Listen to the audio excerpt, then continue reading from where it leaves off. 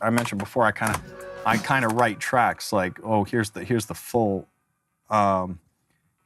track right here, and the rest is all just breakdowns of that. So I'll know that if I master just this little section of audio, it should pretty much translate well across the rest. And sometimes I do that so that way I could work on it and have it sounding close to kind of what I want, do the arrangement, and then once the arrangement's done and all my audio sources are in there and effects and everything, and I've got it the way I want, then I'll go back to this master chain and I'll start playing around with that. And that'll be the last thing I do before I render the track out to stereo.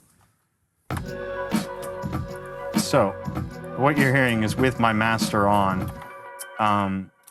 and now what you're hearing is with it off. Now, the first difference you can obviously notice is that the volume has decreased significantly because there's a lot of gain staging going on in here, but I could walk through these one by one.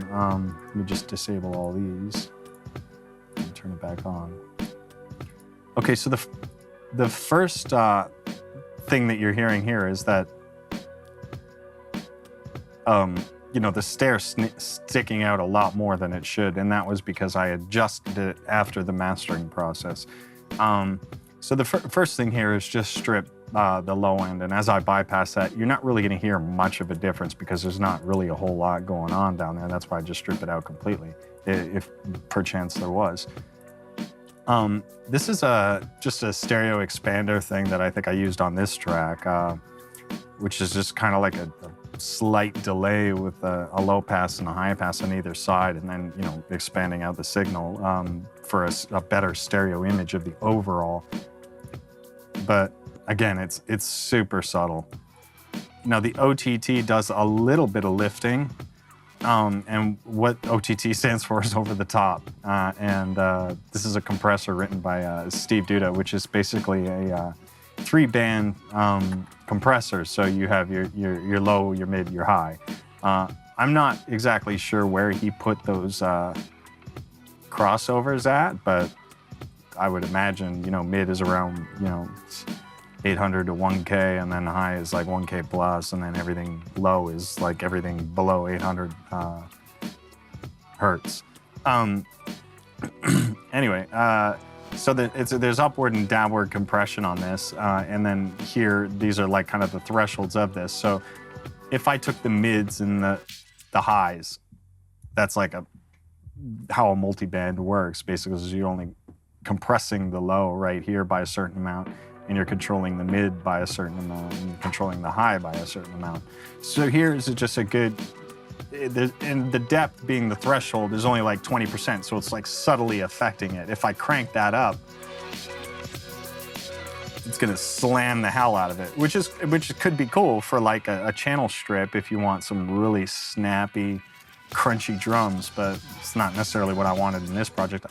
I just wanted a little bit of lift on the lows because they had a tighter threshold there, and the mids and the highs, and I think I took the highs up a little bit because they just weren't sparkling enough for me.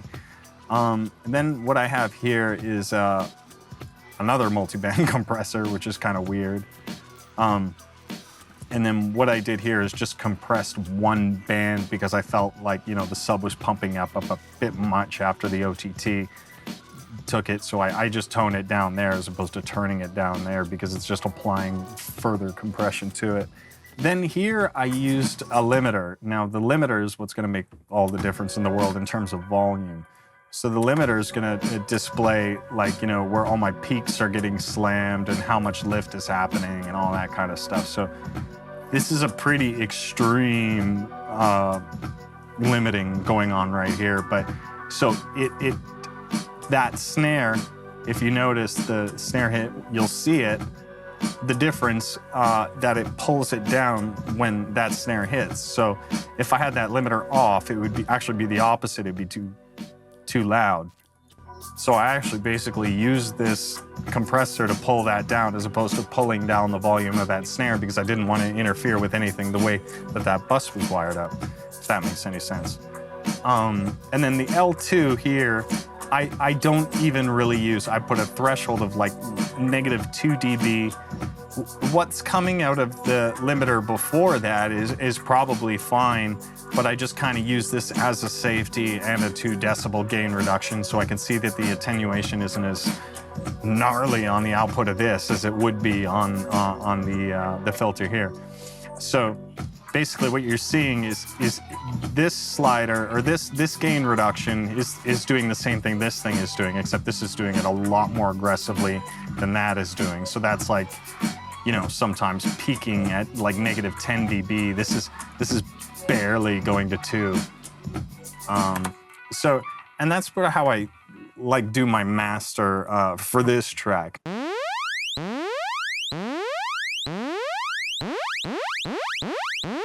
So now if I strike my master channel altogether and I just use like a C4 or something, you could probably get away with that. Let's see. Yeah, C4 is part of a waves bundle kind of thing. Now you could, you know, if you really wanted to sit here and tweak around with it, you could probably get pretty close to the exact same result that I had with one plug in there. So here I have all these, oh, I also need a limiter, like an L1, just to, or a maximizer actually. So now what I'm gonna do here is just max out the level. But that in no way, just because I amp the volume, I'm not gonna get that same sound. So actually if I take this, copy that, and then, or actually I'll group these, well, whatever. And I'll undo it and I'll get my old master chain back. Hopefully. Okay, there we go. And then paste that there. Okay. Now if I group these racks and shut that off, see, the difference is like, I'm getting the same volume out of it. I'm just turning everything up, and that snare is doing the same thing here. It's being limited a bit, but it's missing a lot of other things like stereo expansion, the OTT that's lifting some of the brightness of the track. So the difference between this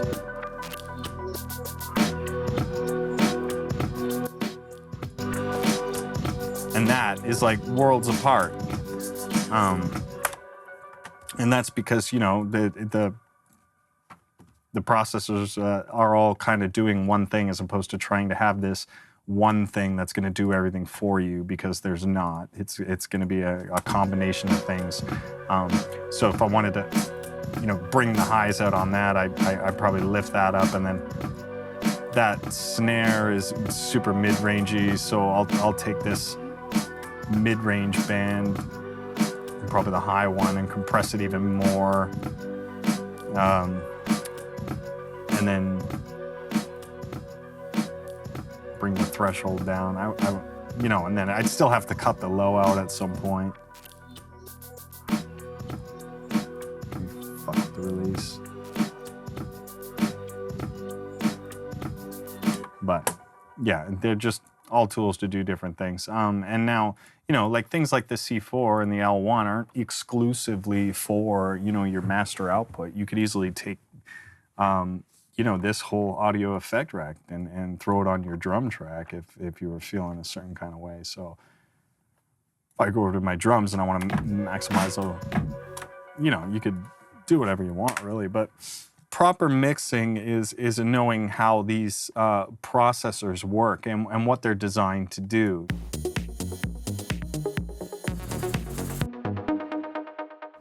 Sometimes I'll put, you know, big arrays of parametric EQs to just notch out certain offending frequencies and stuff like that you see in a track. Like for instance, if I go into here,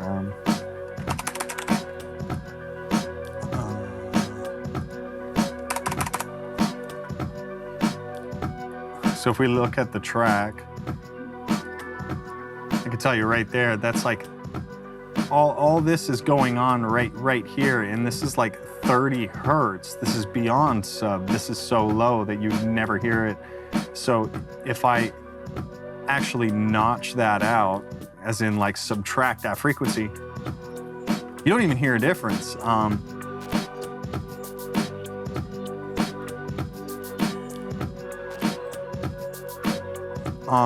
But where I could see that snare drum hitting right about here. This is very mid-range. This is, well, low-mid. There's a big low-mid spike there between that I can kind of notch out. See, and that just changed the shape of the snare, and I didn't even have to go into the snare channel. But the sacrifice made there is that I'm affecting this to everything. So you have to be really kind of fine-tuning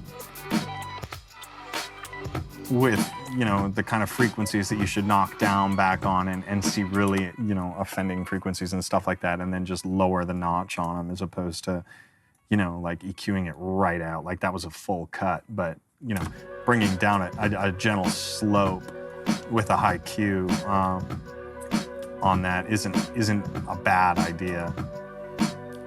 In some cases, just to get rid of a gnarly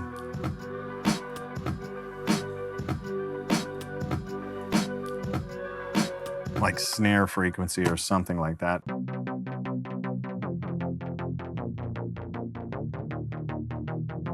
You just have to know that your order of operations is like your signal path. So if you have, you know, your channel, your mastering bus, whatever, it's like all this stuff is going somewhere and then that's all going somewhere. And when it comes to the master, you'd have to work in order. Okay, first the audio is going to go through the EQ, then it's going to go to a limiter, and you don't want it going to a limiter and then the EQ, because the EQ is just going to counteract everything the limiter is doing. So you have to know that signal path is just like audio signal. It flows in a very specific direction. You can't just throw shit on.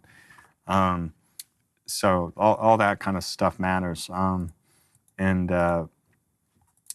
So I know that before I want to start mastering it, I want to low pass, or I want to cut out frequencies below 30 hertz. Then I know for a fact the first thing that needs to happen is this, and then I can start processing it after that. So that's like just my workflow of mastering.